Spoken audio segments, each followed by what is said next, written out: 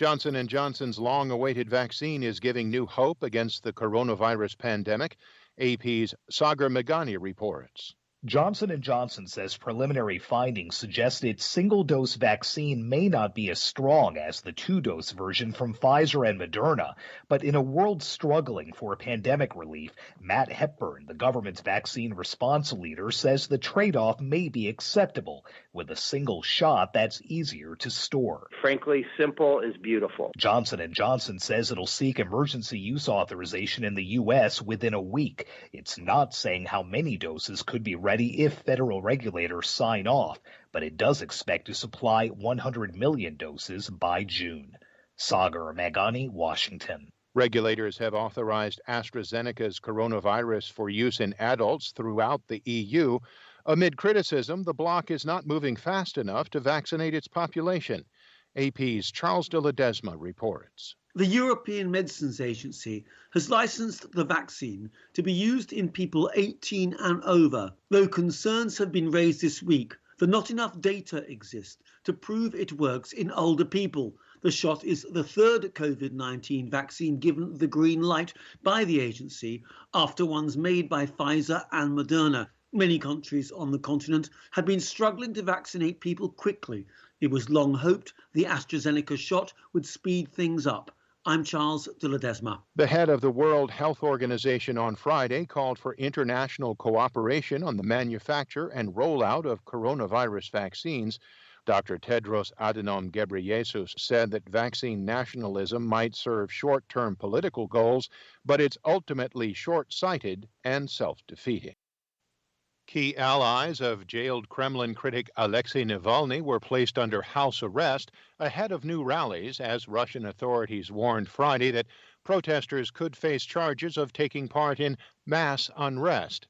Navalny's brother Oleg and the coordinator of Navalny's Moscow office were placed under house arrest until March 23rd after the opposition politician urged Russians to stage fresh nationwide rallies against President Vladimir Putin's 20-year rule on Sunday. Meanwhile, the UN Security Council will meet informally next week to discuss the plight of the detained Russian opposition leader at the risk of causing tensions with Moscow. The session will be officially framed as a discussion on Navalny's poisoning last year, according to one diplomatic source. Russian President Vladimir Putin has signed a bill extending the last remaining nuclear arms control treaty between Russia and the United States.